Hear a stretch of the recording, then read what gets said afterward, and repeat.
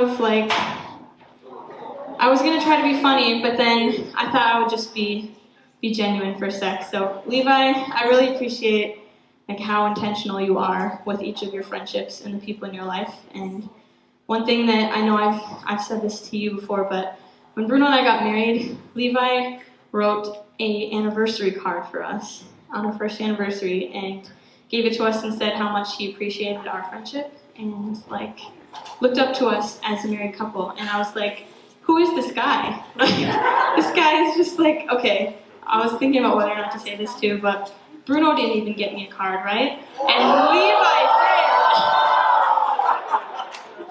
did. No, cards just aren't really our thing. We obviously celebrate it and stuff, but yeah, I just really appreciate Levi's heart and his like genuine care that he has for people. So I know that the word that he has to share with you guys is something that's really from his heart, and he cares about each of you and wants you to grow. So welcome, Levi.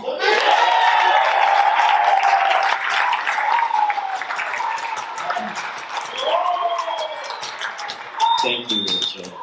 That's her introing me is actually really funny, and we'll get to why that is later. Well, like Rachel said, my name is Levi Rainwater. I'm one of the pastors on staff here at Chi Alpha Duluth. Usually I'm way in the back with our amazing tech team. And I didn't even have to prompt them to celebrate you guys. It is really, I loved it, the fact that I could have COVID one large group week and then preach the next large group week and not have to worry at all about how any of this looks, sounds, feels, because they do so much behind the scenes. So thank you guys for being amazing.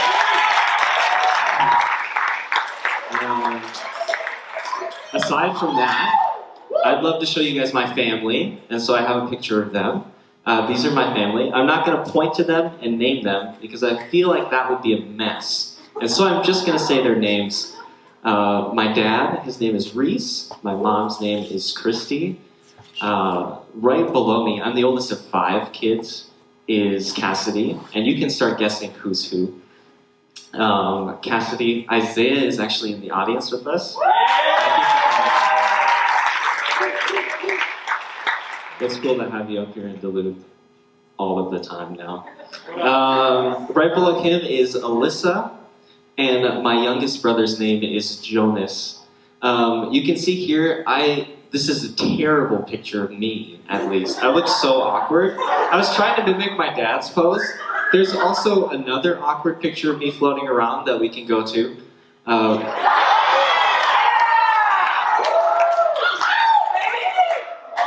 Rachel swears this said happy 16th birthday. Everybody else is convinced this is my 14th birthday. Regardless, late bloomers out there,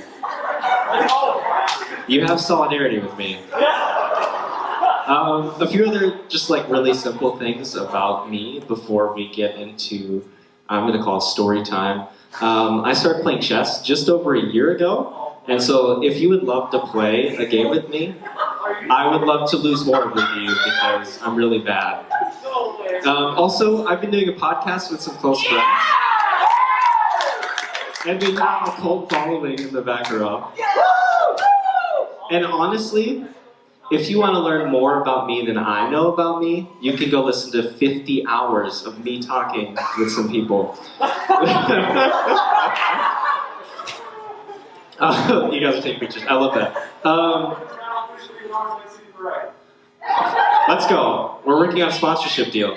The last thing is I actually, you can go to a blank slide, if there is one. Excellent. I love storytelling. It's one of the ways that I kind of process the world and also communicate things in the world.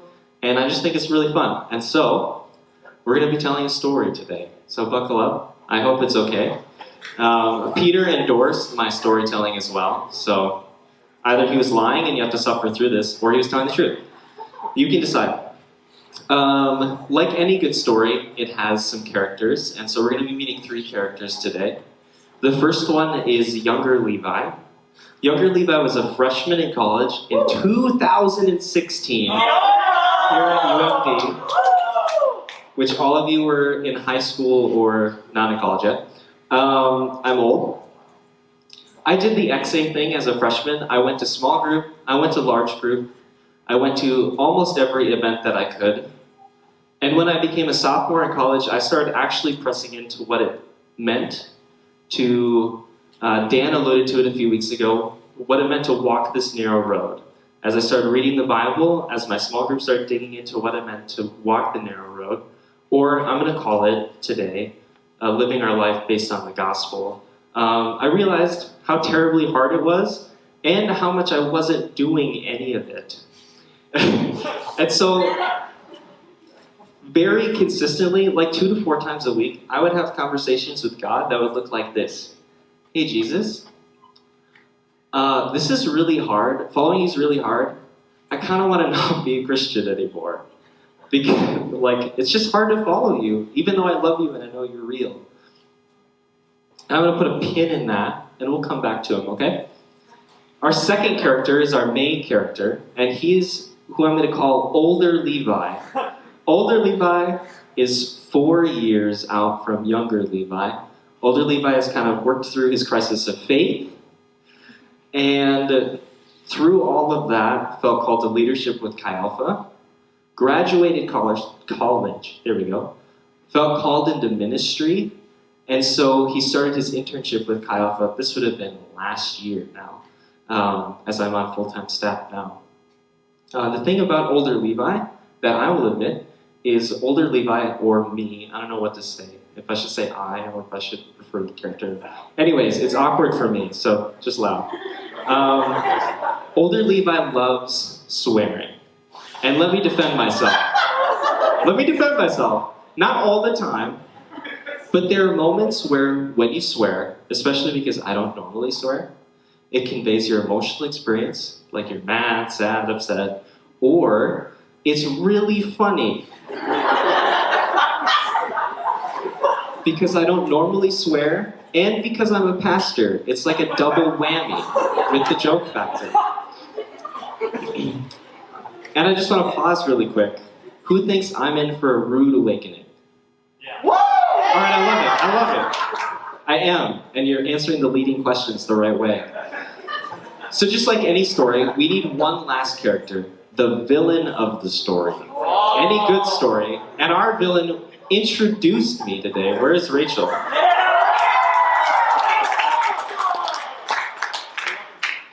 Rachel is one of my good friends, and speaks more or less what's on her mind, for better and worse. And she's usually really humble about it. Now, the reason I call her the villain isn't to hurt her. She's actually a really amazing person. But it's to dramatize the story. So, regardless, let's get into our story.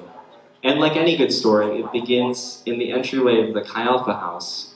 It was the fall of 2021, and we weren't doing prayer room because campus wouldn't let us. So we were doing prayer walks on campus. And so the whole staff team was getting ready. They're getting their coats and their boots. And not very casually, Rachel brings up that she doesn't like the swearing culture that has started in our staff team. She felt like it was hurting just our community. And then she fingers me as the ringleader of this whole culture. And I did what anybody would do when they're confronted like this, which is to not say anything, to obviously know that I'm right, or am I not, and to just leave the situation and begin to think and really kind of think about it, but not really. Is she right? Am I right? I don't know. And so if we jump 3 weeks into the future, or so, I don't know how long it was, Rachel and I are in one of the offices of the Chi Alpha house. And she's cleaning and I'm just popping upstairs. And she tells me to look at this check. And something, if you don't know, I know some of you students have done it, us staff regularly front money for Chi Alpha and then we just get reimbursed for it. So Tony had bought a ton of sweatshirts, had a huge check written for him. And I look at this check and I'm like, holy shirt, that's a lot of money. And if you get the reference, that's great. And the moment I say that, Rachel just whips her head around and is like, Levi! Like she's my mom. And it's like, I should get mad, right? Like, you're not my mom. I do the dishes, I pay rent, I clean my own clothes. But I don't get mad. Like, my heart just starts to sink. Because I realize that I'm, at the very least, hurting my relationship with Rachel. At the very most, I'm hurting everybody around me. And I began to realize that I was living my life not based on the gospel or this narrow road, but on the gospel plus my pride. And if I can be as bold as Rachel, I think we all have the gospel plus something that we're dealing with, that we're working through. Maybe we don't even know. But now I'm going to pause here and just add, basically clarify what the heck is the gospel, so we're all on the same page. And what the heck do I mean by the gospel plus? It's on my slide. And so when we read Matthew, Mark, Luke, and John, just kind of colloquially called the gospel. That was a terrible word. Anyways, it's called the Gospels or the Good News. They kind of paint this picture of Jesus' life and how he calls people to live in his ministry. And if I would sum all of it up into a paragraph of how we're supposed to kind of follow or live our life, follow Jesus, there we go. Peter, we can throw it up. I should stop saying that. So call me on it. I gave you things ready. Anyways, what is the gospel? So the gospel, it is Jesus' life, death, and resurrection. This is how, because of what he did on the cross, we have freedom from falling short of what God expects of us. It is God empowering us to live the way he expects us to. The gospel is knowing even the tiniest bit, the depth and width and height and breadth of God's love for us, and that we are sent to love and make disciples of all people. And so that's the gospel, how I would paraphrase it, sum it up. When the gospel plus is when we add to or change this paragraph. We do our own little edit. I had a pop earlier, I'm sorry. So we can do, here's my edit, right? The gospel plus Levi's pride. Throw all of the stuff from before, and then right at the end, and when I think it's okay, I can change and throw out any of this because I'm right. And so that's my brokenness, or at least what I've been working through. I've been told that I'm better. That's great. I don't know why I said that very dismissively, but thank you for saying that earlier, Rachel, a few days ago. She's actually a really good friend. And Thanks, Levi. But I just claim that we're all in this boat, and we don't just want to stay in this boat. Like, what can we do about this? Is there anywhere that we can go? And I believe that the Galatian Church Paul wrote a letter to has a little bit of truth or an answer somewhat for us. And so, what is Galatia? Or what was the situation anyways? The Galatian Church was just a series of churches. It's an area in Turkey that Paul planted on one of his missionary journeys. He went there, he preached the gospel to them, started churches, and then left. And then he must have got wind somehow that some false teaching or some false teachers had gone through and just added some things, mainly legalism, to the gospel that they had originally done. And what is legalism? Well, at a really base thing, the law is 613 things that are written down in the Old Testament that God commanded the Israelites to do. And legalism, if we look at our edit, oh, there we go, it's up here. I'm going to read from this because it's not my notes, so I'm really sorry. Don't do this in public speaking.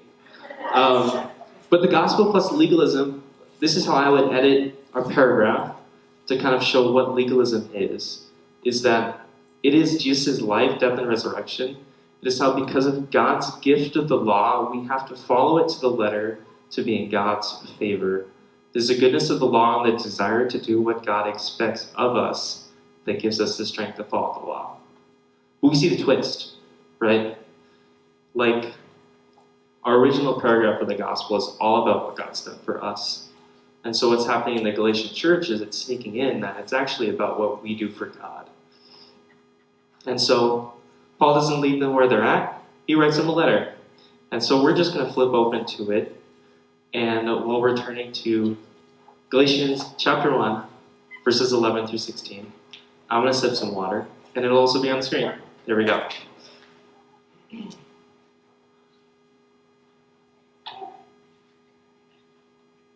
That's superior water. Okay. So, Paul writes, are we there? Beautiful, I love it. Paul writes, I want you to know, brothers and sisters, that the gospel I preached is not of human origin. I did not receive it from any man, nor was I taught it. Rather, I received it by revelation from Jesus Christ. For you have heard of my previous way of life in Judaism, how intensely I persecuted the church of God and tried to destroy it. I was advancing in Judaism beyond many of my own age among my people, and was extremely zealous for the traditions of my fathers. But when God, who set me apart from my mother's womb, and called me by his grace, was pleased to reveal his Son in me, so that I might preach him among the Gentiles, my immediate response was not to consult any human being. So what do we see? We see Paul just straight up tells him, this is where I got my gospel. I got it from Jesus.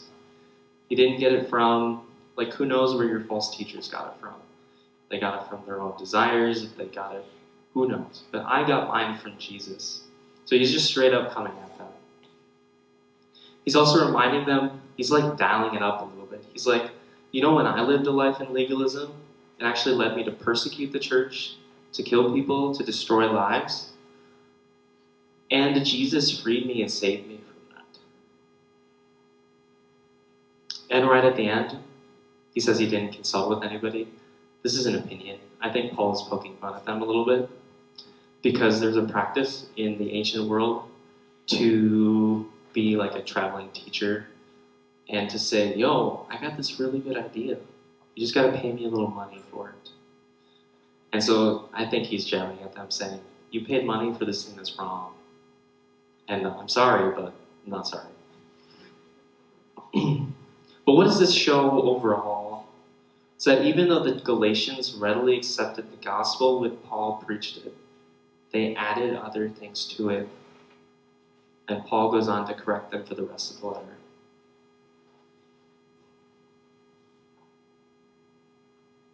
And I think, just like Paul didn't leave the Galatians off, or like, how does the phrase work?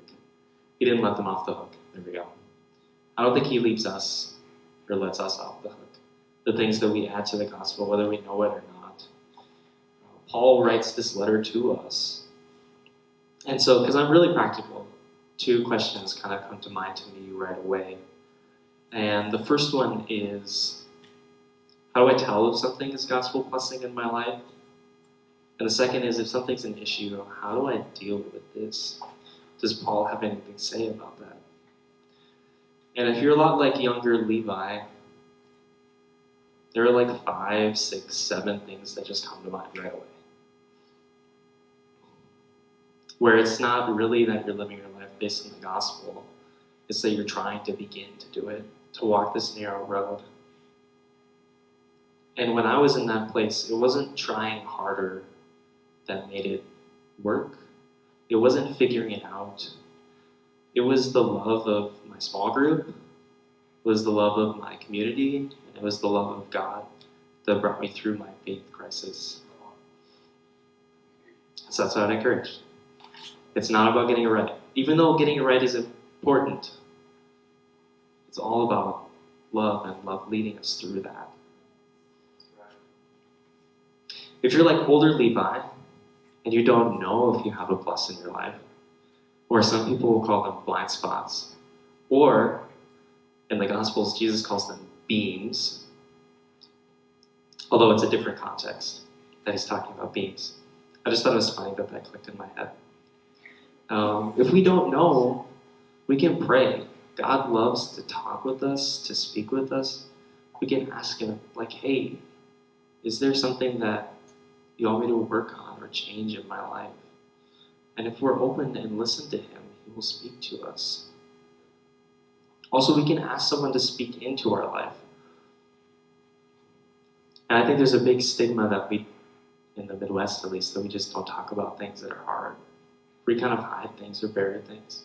But I don't think that's very biblical. Like, we're called to be open and vulnerable with the people that we trust and who care about us.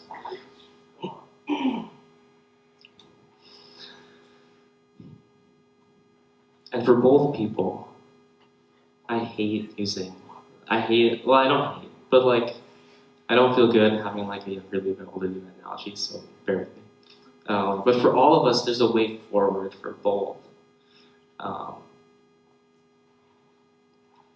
And that way forward is just a little bit later in the letter of Galatians. In Galatians chapter 2, 19 through 20, Paul writes that, "For through the law, I died to the law, so that I might live for God. I've been crucified with Christ, and I no longer live, but Christ lives in me. The life I now live in the body, I live by faith in the Son of God, who loved me and gave himself for me." So with our pluses or our blind spots or our beams, Paul just says straight up, like, let them go. Like, that's the answer. But he doesn't just stop it there, he dials it up again. He says it's like being crucified with Jesus. And if you don't know anything about being, like, we sing a song about it. That's one of my favorite songs. But like, being crucified, at least it hurts. Not only does it hurt, but it's shameful. And not only is it shameful, but for Jesus it was undeserved. And when we let go of these things, it will hurt. And the world will think it's shameful. And it will be undeserved. But then, like Paul says, we will live, well, this is my paraphrase of Paul, we'll live no gospel plus. We'll live just in Christ and just for God. But he brings it to, I'll live by faith in the Son of God who loved me and gave himself for me. I'm dying, and now I'm living in this new reality.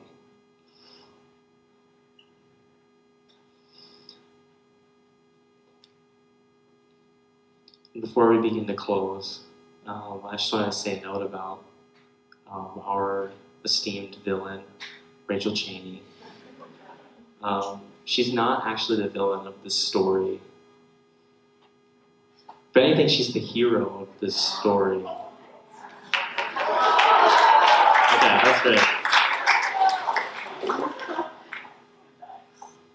And so if we don't connect with anything in this message, maybe God is leading you towards that you should speak into someone's life. That we can, like, the word is slipping from me, but like we can show the love of God to people. We can encourage people, and we can speak like, hey, this is your blind spot, and I'm ready to walk through you with this.